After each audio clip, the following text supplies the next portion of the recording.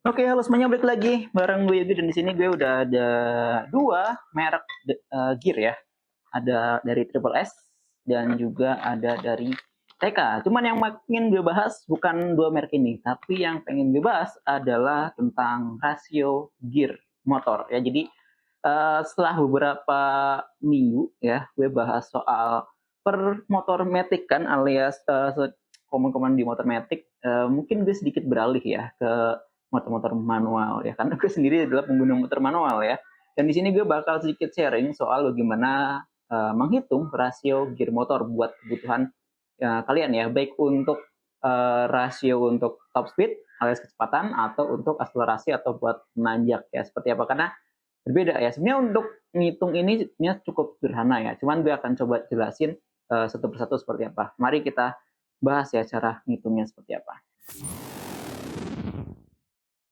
Oke, mari kita coba hitung ya. Di sini gue ada gear set dari Triple S buat sedikit sampel atau contoh aja ya. Jadi kebetulan gue punya untuk Karisma atau Supra X125. Ukuran di sini 420 420 35T, yang nanti kita fokus adalah di bagian belakang alias di ukuran gigi nanti ya.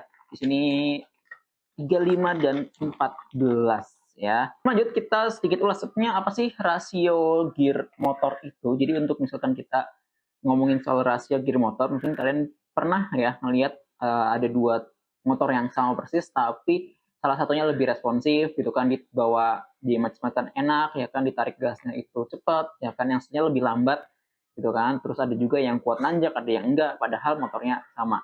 Nah, bisa jadi salah satu penyebabnya adalah si motor ini ya, salah satunya udah diganti rasio gearnya. Nah, rasio ini apa? Ini rasio itu perbandingan antara jumlah gigi gear belakang ya, dengan gear depannya. Ya kan di sini kan ada jumlah giginya, ini 35, yang ini 14 gitu kan. Nah, itu bisa diubah ya, baik misalkan jadi 34 atau di sini jadi 36 ya, atau mungkin depannya juga dirubah, yang tadinya jadi 14 jadi 15 atau 14 jadi 13 itu dirubah. Nah, nanti perubahan gigi ini akan berpengaruh terhadap performa ya, sedikit performa dari kendaraan kita gitu kan. Tapi disclaimer ya kan, untuk perubahan si rasio gear ini tidak akan berpengaruh banyak terhadap performa motor kita ya, baik kalau misalkan kita belum berat, misalkan kita pengen top speed. Sebenarnya untuk gear ini kan dia kan cuma sistem transmisi, yaitu menyalurkan tenaga dari mesin ke roda belakang gitu kan. Jadi ibaratnya kita hanya mengefisiensikan ya kan tenaga yang dihasilkan mesin ke roda belakang. Jadi kalau misalkan tenaganya emang maksimal 100 km per jam, ya kita cuma bisa dapetin 100 km per jam atau mungkin 99 atau mungkin sedikit naik ke 110 gitu kan. Jadi nggak bisa naik banget sampai 150, enggak gitu kan. Jadi tetap aja kalau misalkan kalian mau naikin top speed yang ibaratnya sangat jomplang, itu tetap aja kalian harus main di mesin alias di board up gitu ya. Mari kita lanjut untuk si rasio ini. Kalau udah paham di bagian situ, oke ya. Jadi untuk sistem kerja ini simpelnya, kalau misalkan kalian pernah pakai gigi percepatan ya sepeda yang misalkan bisa dirubah-rubah giginya, yang apa namanya, gear sepeda gitu kan, yang ada urutannya gitu kan, dari kecilnya kan bisa dirubah tuh pakai di stangnya gitu kan. Nah itu hampir sama ya. Jadi ketika kita mengayuh sepedanya, kalau misalkan kita pakai gear besar, pedal terasa lebih ringan tapi kecepatannya nurun. Nah sebaliknya kalau misalkan kita ubah percepatannya ke gear kecil, otomatis bikin sepedanya bikin lebih cepat tapi tenaga yang kita butuhkan akan lebih besar atau lebih berat kita ngayuhnya gitu ya.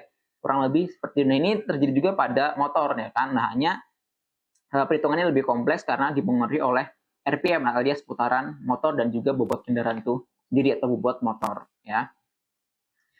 Oke, terus gimana cara menghitung rasio gear motor ya? Jadi untuk rumus sederhananya kita pakai hitungan matematika sederhana, yaitu pembagian.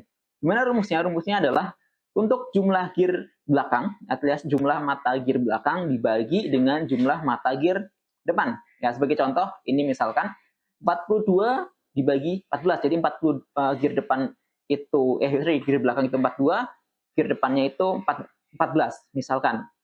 Ya, maka tinggal kita bagi aja 42 bagi 14, jawabannya 3 ya. Biasanya itu ditulis 2 digit angka setelah angka depan, jadi 3,00, atau ada juga yang menuliskan 3,00 ya. hasil pembagiannya. Ya, cuma ditulis 2 angka aja. Nah, ini artinya apa? Artinya 3 kali putaran gear depan itu menghasilkan 1 kali putaran gear belakang, ya, gitu. Jadi ini kan yang menghasilkan tenaga nih dari mesin langsung ya, ini kan yang ditarik gitu kan. Jadi 3 kali putaran gear depan menghasilkan 1 kali putaran gear belakang.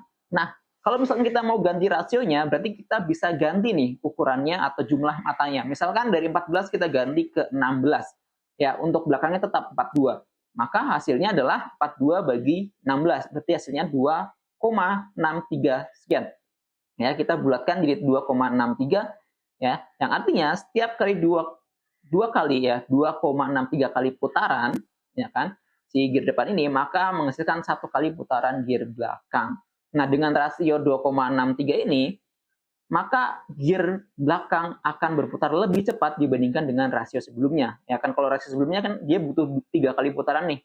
Sedangkan untuk rasio yang sudah diubah berarti cuma butuh 2 kali ya, 2,63 kali putaran untuk memutar gear belakang ya. Nah, ini mengakibatkan gear belakang akan berputar lebih cepat dibandingkan dengan rasio sebelumnya, yang berarti top speed-nya akan meningkat, tapi akselerasinya akan berkurang. Ya, jadi emang nggak bisa, apa ya, kalau misalnya kita mau nyari rasio gear itu emang nggak bisa dapetin keduanya ya. Kalau kita mau nyari akselerasi, akselerasi aja. Kalau mau nyari top speed aja. Karena salah satunya pasti akan dikorbankan, gitu. Oke, jadi untuk apa sih rasio gear ini dibutuhkan? Jadi untuk rasio gear ini berperan penting dalam menentukan bagaimana tenaga mesin diteruskan ke roda belakang ya. Jadi perubahan rasio dapat meningkatkan tadi ya antara akselerasi ataupun top speed. Nah, tergantung kebutuhan kalian ya sebagai rider, sebagai pengendara pengen seperti apa sih. Kalau misalkan daerahnya kalian ada di pegunungan yang sering nanjak, turunan, berarti kan kalian butuh untuk akselerasi untuk nanjak ya, butuh torsi yang lebih besar gitu kan. Atau buat pakai di beban berat berarti kan butuh torsi atau rasio yang lebih besar.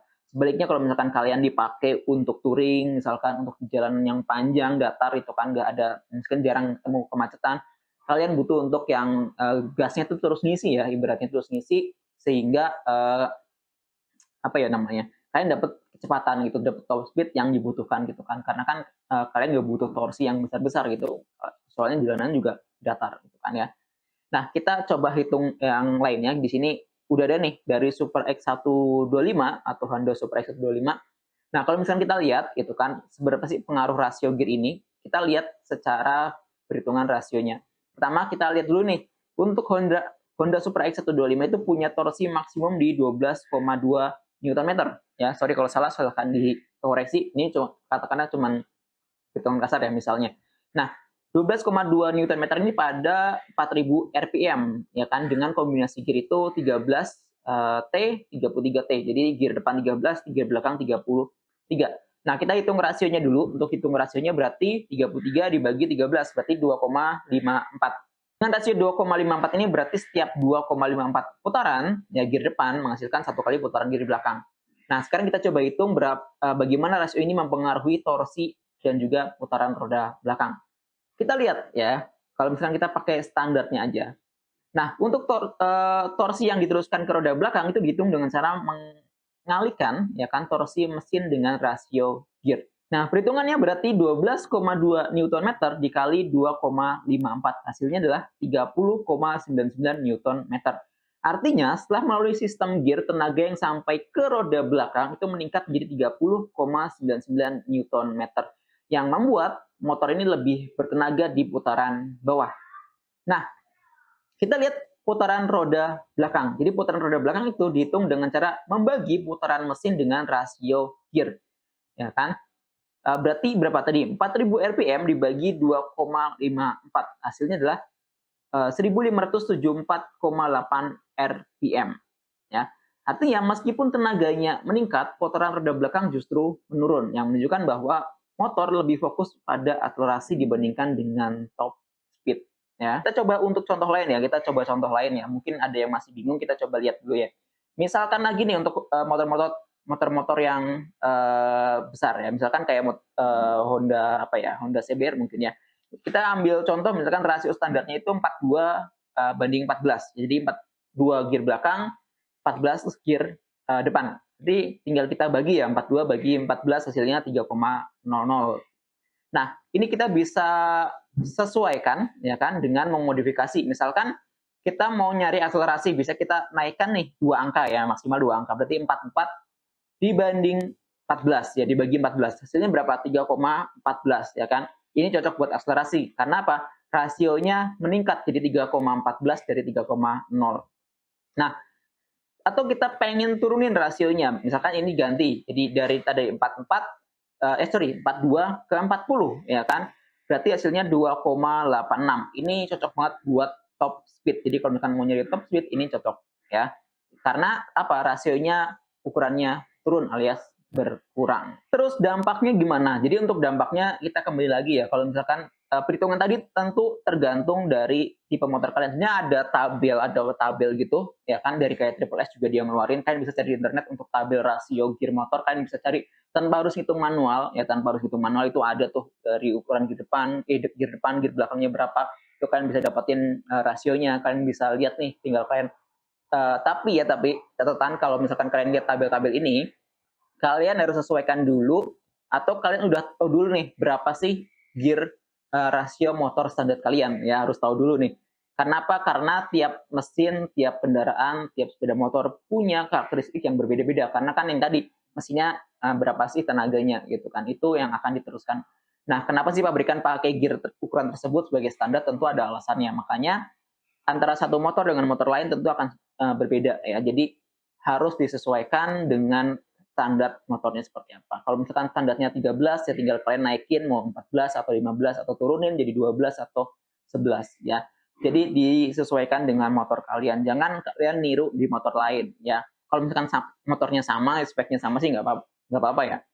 Tapi kalau misalkan kalian motornya Super X gitu kan, terus kalian niru ke motornya Revo misalkan yang mungkin gear rasionya emang beda standarnya, tentu hasilnya akan sangat-sangat berbeda gitu ya.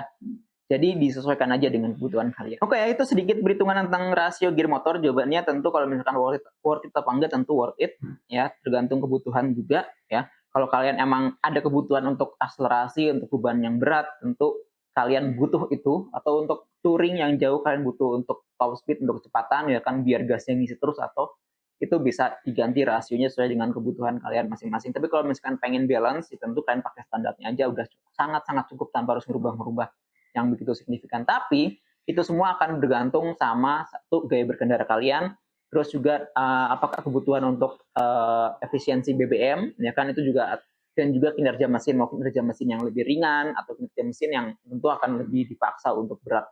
Itu akan sangat berhubungan, silakan diperhitungkan masing-masing seperti apa. Dari awal ketika kita merubah salah satu bagian motor, tentu ada perhitungannya, ada pertimbangannya. Gitu ya. Terus kalau kalian mau nyari gear motor ya yang berkualitas, di sini gue punya bukan beberapa ya. Ada 2 merek. Yang pertama itu ada dari Triple S dan juga ada dari TK Racing ya. Untuk pembelian gear dan juga gear set atau rantainya secara terpisah, silakan bisa klik link yang ada di bawah. Silakan cari gear dan ukuran yang sesuai dengan kebutuhan atau yang kalian inginkan dengan perhitungan-perhitungan yang sudah ada ya. Kalau misalkan masih bingung, silakan ditanyakan aja. Mohon maaf kalau misalkan penjelasan gue terlalu panjang, bertele-tele. Gue coba untuk keluarkan apa yang gue ketahui aja ya. Itu aja. Kalau misalkan ada kritik, saran atau masukan atau mau request, tanya-tanya, silakan bisa langsung aja, bisa via komen di bawah atau bisa follow gue di sosial media lainnya ya. Gitu aja. Terima kasih ya. Untuk pembelian silakan langsung klik link yang di bawah. Bye bye.